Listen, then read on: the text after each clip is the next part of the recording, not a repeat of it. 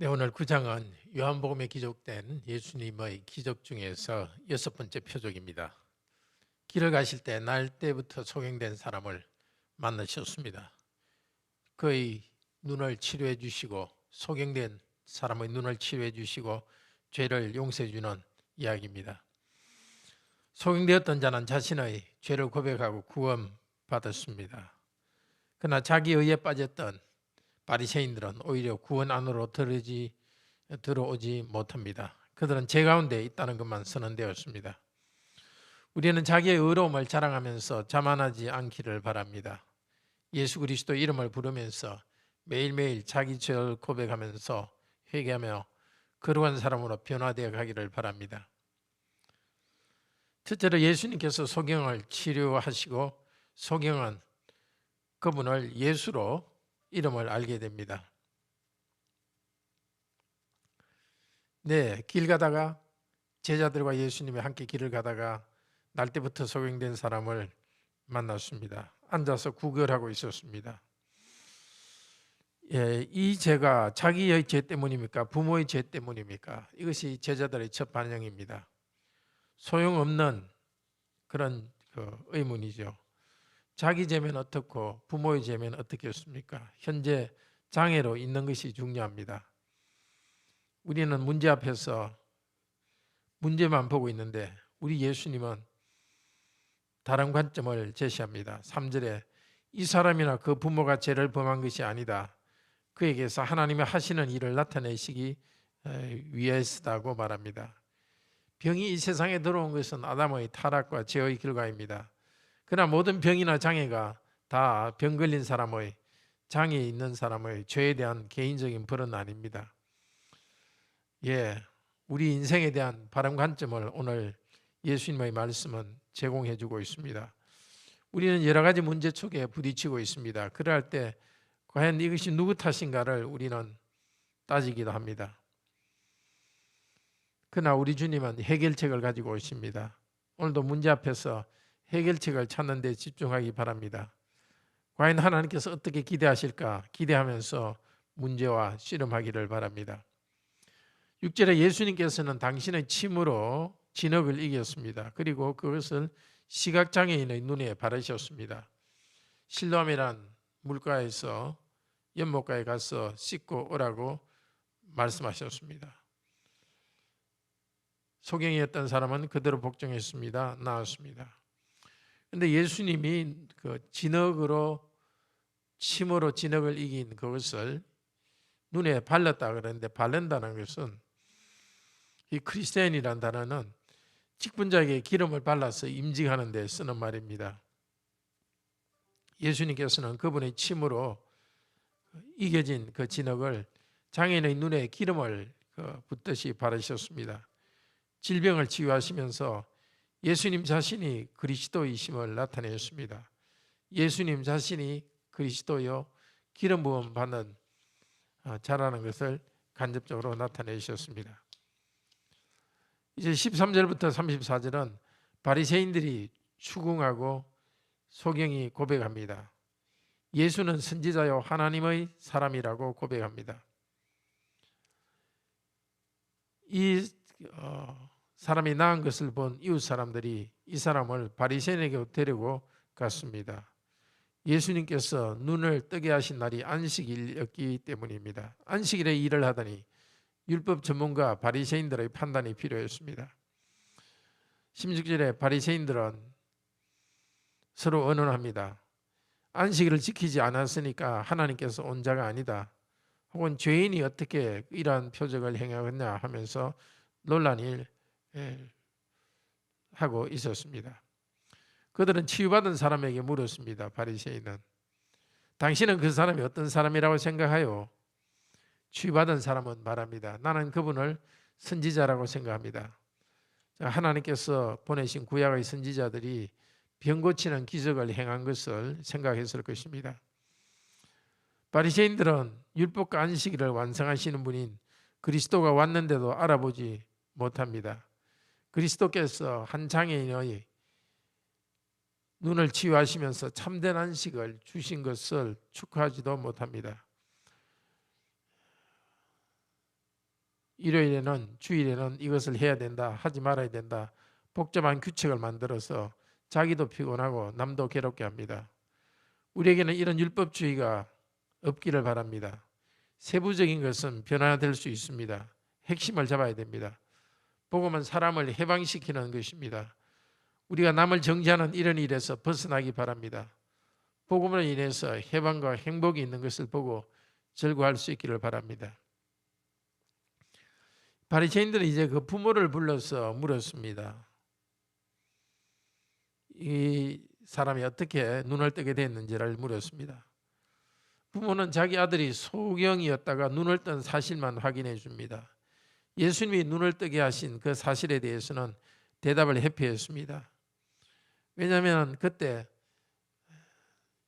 이스라엘의 지도자들은 예수를 그리스도라고 시인하는 자가 있으면 출교하기로 결정했기 때문입니다.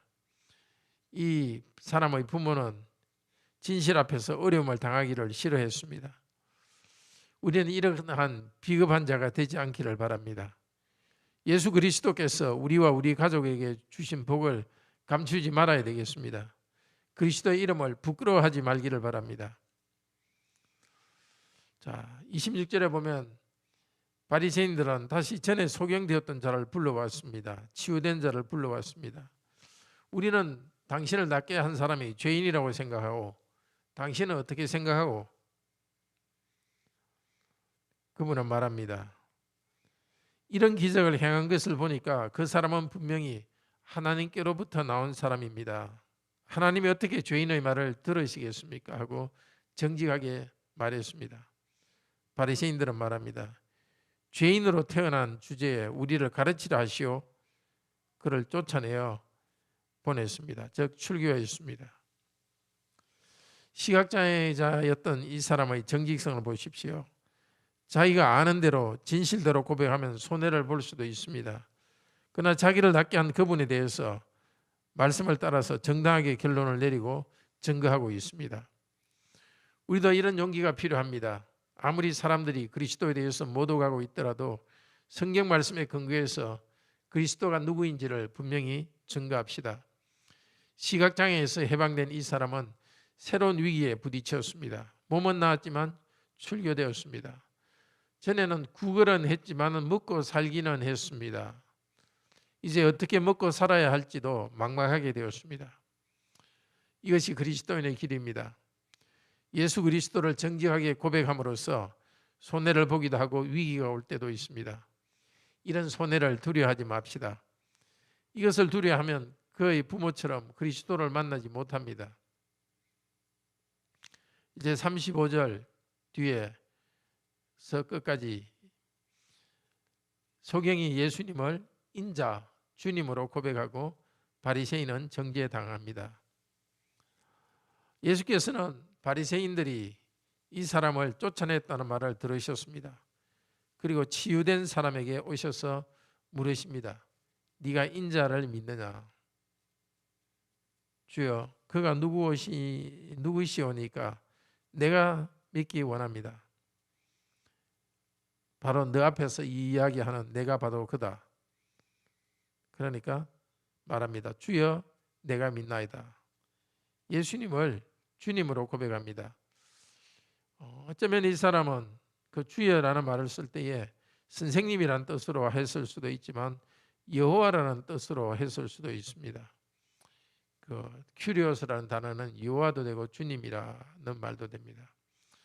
어쩌면 이 사람은 예수님이 하나님이라는 것을 고백했는지도 모르겠습니다.